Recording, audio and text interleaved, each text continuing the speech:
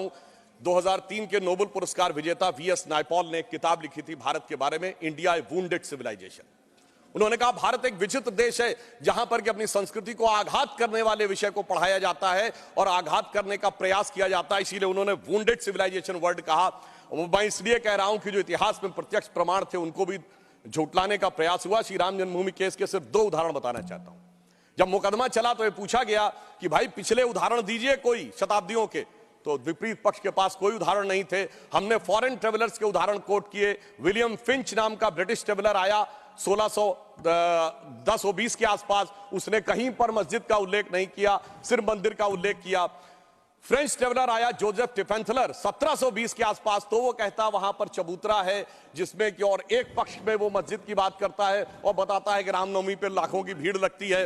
परंतु उसके बावजूद एक मजेदार बात बताना चाहता हूं, जब से ब्रिटिश डॉक्यूमेंट आया तो जो पहली एफआईआर ऑफिशियली दर्ज हुई है नवंबर 1858 में, फैजाबाद के थानेदार को रिपोर्ट दी गई है कि 25 निहंग सिखों ने आकर कब्जा कर लिया है, यज्ञ हवन किया है और मस्जिद जन्म स्थान के सब तरफ राम राम लिख दिया। और जानते हो उस पे सभापति महोदय सिग्नेचर क्या है?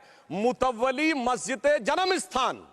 अब बताइए, जन्म स्थान पहली एफआईआर में खुद मुतव्वली लिख रहा है और उसके बाद इस विषय को इतना बढ़ाया गया। और स्वतंत्रता के बाद मैं एक बात कहना चाहता हूं, 22-23 दिसंबर 1949 की रात को जब श्री राम लला प्रकट हुए, उसके बाद यह ध्यान देने योग्य बात है, यह समुदायों के बीच के संघर्ष का विषय नहीं था, यह भारत के स्वाभिमान का विषय था। 12 साल टाइटल सूट की मियाद होती है, 12 साल तक मुस्लिम पक्ष सुन्नी सेंट्रल वक्फ बोर्ड उसमें पैरोकारी नहीं था। 1961 में, दिसंबर 1961 में जब 12 साल पूरे होने में 4 दिन रह गए थे, तब सेंट्रल सुन्नी वक्फ बोर्ड उसमें पैरोकार बना। क्यों? कुछ सेकुलरिस्टों ने समझाया, कुछ लेफ्टिस्टों ने समझाया। और इसका उल्लेख किया कि मोहम्मद साहब ने अपनी किताब में किया है कि मुस्लिम समाज में एक बहुत बड़ा तबका ये मानता था कि हमें इस विषय में पढ़ने की जरूरत नहीं है, परंतु राजनीति के चलते हुए भारत के स्वाभिमान का विषय ये इसका प्रतीक बना। परंतु उसके बाद कोर्ट का निर्णय आया, संपूर्ण मर्यादाओं को पूर्ण करते हुए आज ये दिन आया। तो मैं कई बार हम लोग कहा जाता है कोर्ट का निर्णय आया तो इसमें आपने क्या किया, तो मैं बताना चाहता हूं, हम जब जब सत्ता में आए 1991 में कल्याण सिंह जी की सरकार ने आकर 67 एकड़ भूमि का अधिग्रहण किया। उसके बाद याद करिए खुदाई पर रोक लगा दी गई थी। तो अटल जी की सरकार आई तो नई टेक्नोलॉजी आ गई, ग्राउंड पेनेट्रेशन रेडार, तो रेडार मैपिंग की गई और वो कोर्ट में प्रस्तुत कर दी गई। मतलब ऑपरेशन पे रोक थी, अल्ट्रासाउंड पे तो नहीं थी ना, तो अल्ट्रासाउंड करके दिखाया गया, देखो भाई अंदर क्या है। फिर कोर्ट ने परमिशन दी और उसी खुदाई की हुई 2003 में, और उसके अंदर जो साक्ष्य निकले उसी से 30 सितंबर 2010 का Lucknow bench of Allahabad high court का जजमेंट आया जिसने गर्भगृह श्री रामलला विराजमान को दिया। अब जब मोदी जी की सरकार आई तो क्या अंतर था? विषय सुप्रीम कोर्ट में आ चुका था।